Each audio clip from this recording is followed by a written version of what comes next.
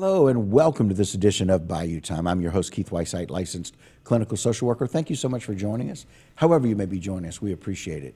And you know, one of the things that I think is so very important is to know where we are in our presence, but sometimes the only way that we know where we are and what we're doing is to look back and see where we've been. And reviewing our history is awfully important. It could not be more important than the 100-year celebration of the Women's Club of Thibodaux. And so I'm glad to welcome into the program Miss Marion Fertitta, the president of the Women's Club of Thibodaux. Welcome to the program. Thank you very much, and we're very excited that you invited us here. Thank you. Absolutely. Sitting next to her, Miss Kathleen Groh, who is the treasurer. Welcome. Good morning. Good morning. And Miss Peggy Falgu, who is a past president of the Women's Club of Thibodaux. Welcome. Thank you so much. We're happy to be here. We appreciate it. And so one of the things that we want to do is a little shout out to Miss Sheila, who couldn't join us today. That's correct. But we want to thank her as well. She's also a past president, and she's the longest continued member, Yes, right? Correct. Yes. So she gets a pass. If she's been the longest continued member, she gets a pass today for being that. But let's talk a little bit about the history of the Thibodaux Women's Club. Okay. Well, I'll start off by telling you that in 1922, Mrs. Charles Shaver started the club with 17 other members. And at the time, they recognized that Thibodaux was a small town of about 3,500 people, but they realized that there were a lot of needs within the city. And Okay. so they got together and began the club. And I'll turn it over to Miss Kathleen, who also knows a good bit of history about the club. Okay? The reason that I do know a lot is because my mother was a member of the club. Oh, my. She's a past president as well as my sister, Oh, both of which are deceased. But in doing the research for the 20th anniversary, I was looking at the treasurer's reports and turned the page, and there's my mother's signature on it. She was treasurer at one time. wow. And then my sister Audrey was also treasurer. So it was like going down memory lane, just researching. Well, man, not only is it a history of being a part of the Women's Club, but it's a history of being the treasurer. True. It says a lot about your family and what it is that, because there's the people that are involved, and then there's the people that serve on the board, right? Right. And the people that are presidents and past president. Treasurer seems to be in your history, As well as past president. as well as past. Of course, we had to know that was coming, right? We knew that, and the past president, amongst other things. And we could probably list your accolades as well as Ms. Sheila's, not and we could necessary. probably fill lots of time doing that. But the history of the club really talks about the importance of the women of Thibodaux really recognizing a need.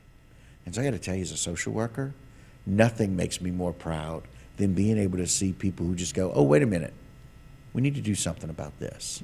Correct. And for women at that time to be able to step up and say, you know what, we need to do something. And I love the fact that we have, in the last 100 years, come a long way in respecting and honoring women more. But it was a time when women weren't necessarily respected and honored as much as they should have been, Exactly. right? Right. And so what were some of the things that they identified as a need in this rural Thibodaux area of about 3,500 people? Well, the very first thing they realized that the city needed some beautification, and so they planted trees alongside of Canal Street, which actually had the canal running right down It the middle. did. It did. And then they realized that they needed a library. There was no library in the city or in the parish. And so this group of ladies, and by 1925, there were 27 members. And so they realized that they wanted to start a library. So they went up to the second floor of the City Hall and opened the first lending library in the city of Thibodaux. And eventually that branched out to the parish taking it over and other libraries opening. So we're very proud that we had the first one and staffed it for 25 years. How remarkable. And just think about the number, 17 women to start. Right. That's a remarkable number to me as it is. For the lack of people or the number of people that were, in that widespread area. Right. Because Thibodaux was, spread out at the time, very rural around the bayou and around the canal, if you will. Mm-hmm. And so identifying the need for beautification, but their second and most important thing, as they got a little bigger within 3 years, realizing that education was important and that helping people learn in the library and building that. Right. And then being able to take care of of servicing it for 25 years, right? So they Exactly. volunteered there, right? Staffed it and and got the books for it and just kept it going for that long. The club also had a big history of helping during World War I and World War II. And I think World War II. I think Miss Peggy's got a lot of information about that. Wow, very, very interesting. So, Ms. Peggy, we want that, but we're kind of coming to the close of one of our first segments. Okay. And so you had mentioned that you've been involved for About 20 years. about 20 years. Yes. And so I guess one of the big things, this is just something I want to kind of end this segment with and start the next one with, is what it's meant to you. So, Ms. Peggy, we'll start with you. What has that 20 years of being in the Women's Club kind of meant to you?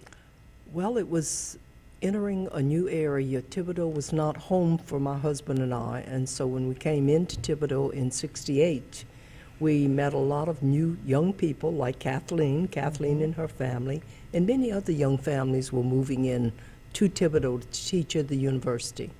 And so it was a nucleus. We weren't meshed into the town of Thibodaux, but I found that as this little group all came together to Thibodaux or in Thibodaux, we became a family. And you kind of imitated what other people did in their interest, and they had young kids, and we had young kids. And so you went with the flow of interest. And it was a way of meeting people. It was a way of being part of a community. And, and good things were happening in this club, as with others. I like the idea. Good things were happening in this club. We were talking a little bit about what it is that you were joining forces with other people, young couples like yourself.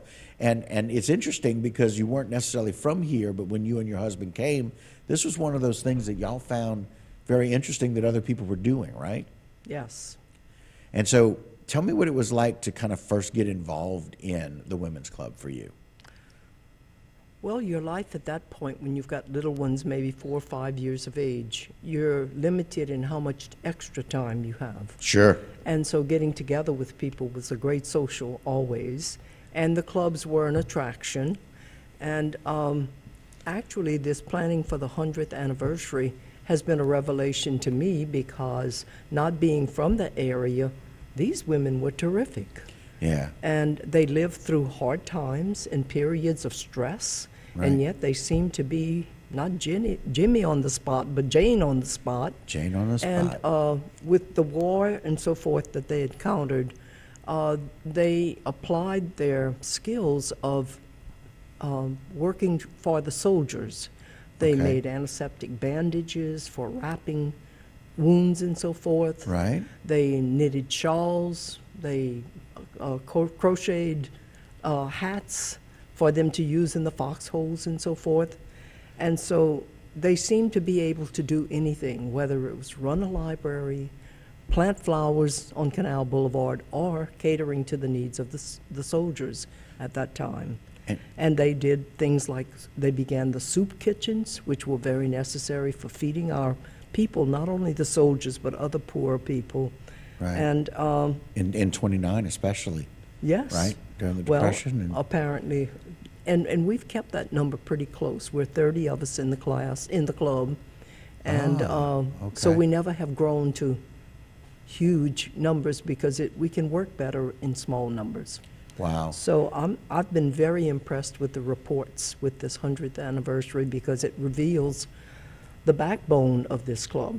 Wow. And- And looking back, you get to see how wonderful Yes. and important the women in our society were during those difficult times of stress, like during the war. Women were so very important then, Yes. you know, and what they did. So they did some things to beautify. They did some things to educate.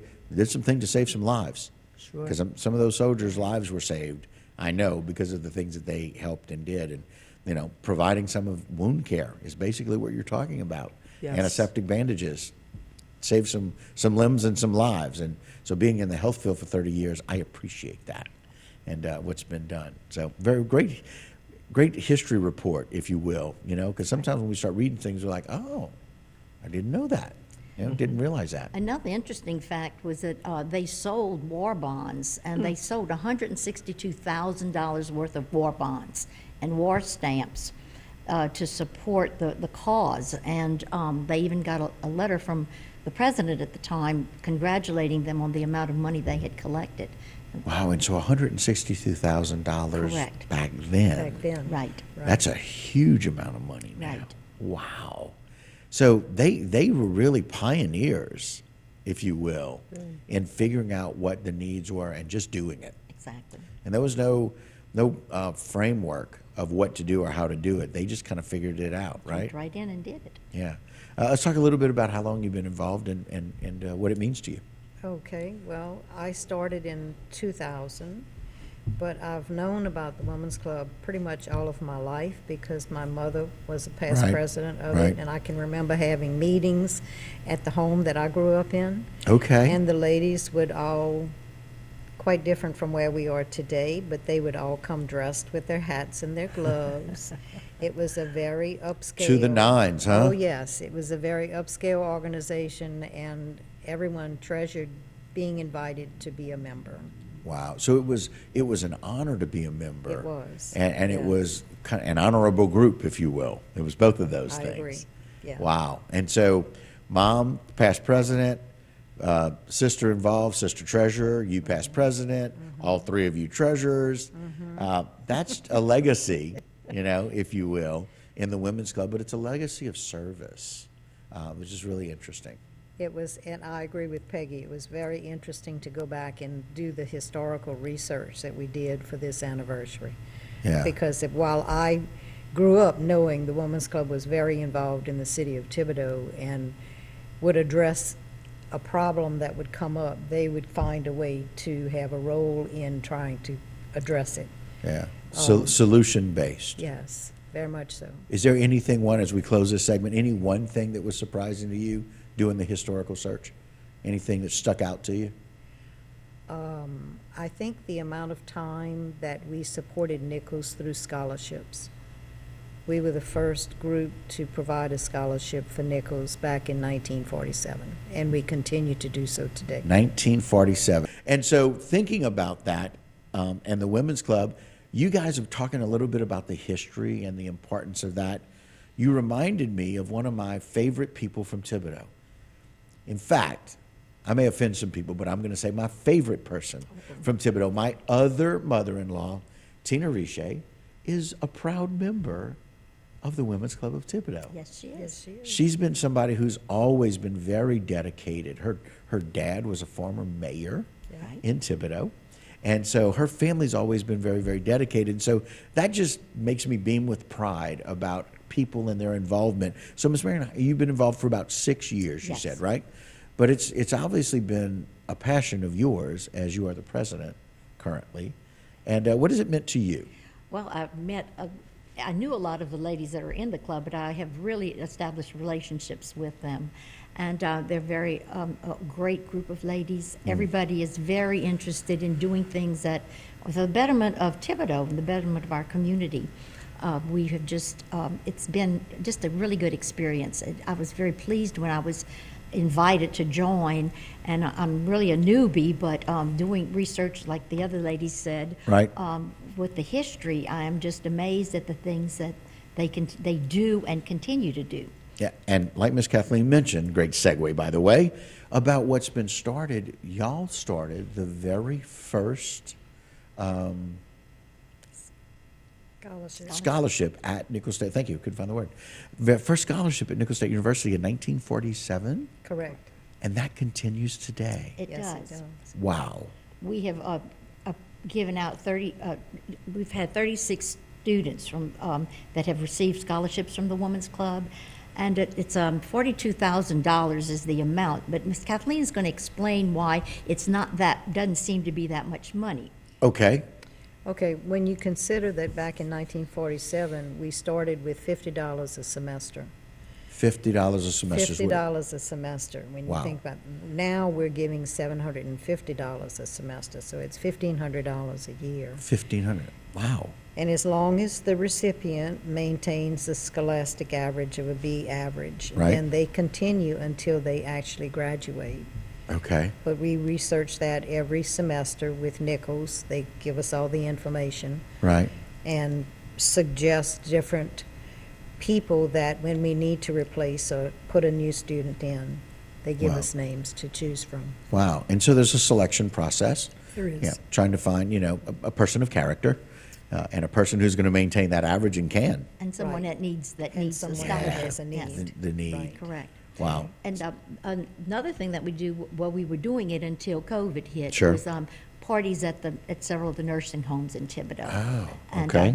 going, then singing with them and providing snacks for them. And Bringing them joy. correct. But of course, COVID put a stop to that. And so Right. we're going to look into possibly getting that up and going again. And one of the things that really interested me, being an educator, was that one of our members, Mrs. Jones, Casey Jones, was the first woman on the school board in Lafourche Parish. Okay. And she helped to see to it that they added 2 grades to the students who attended the black school at that time. Oh. So we really have kept up with education, with and all of the other things that the club does. With those early roots in developing and managing Right. a library, and now helping to make a difference for some areas that saw the need increase 2 grades Right. with that. And so now we look forward to this celebration that you guys are going to have. Let's talk a little bit about this celebration that y'all are planning for April 22nd. Anybody want to do that in particular? Go right ahead. Well, we're. I love it. Such sharing. There's such a lot of work has been put into this. We had some excellent committees that took over each section of what we were going to do. Okay. But on April the 22nd, we are having our the celebration. We started at the at Nichols in the Ridley Gross Ridley, Ridley thank Gross you. Auditorium. Yes, Yeah. named after her husband. Oh, wow. And, Congratulations. we've invited lots of people to come and enjoy the time. And then we're going to go over to the greenhouse, the new greenhouse that was done, and Right. we are going to have a little desserts for refreshments for Oh, very people that are nice. attending. We have a display at the Thibodaux Library, and we'd love people to go by and see it because it has just the history of the club.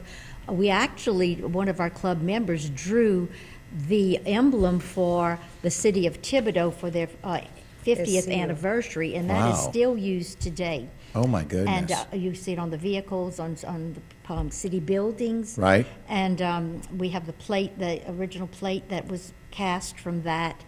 And some of the, there was a book that was published for their 85th anniversary, I believe. Okay, with, so 15 years ago. Yes, right? with Dr. Uzay from Nichols put together, just to have a history of the city of Thibodaux.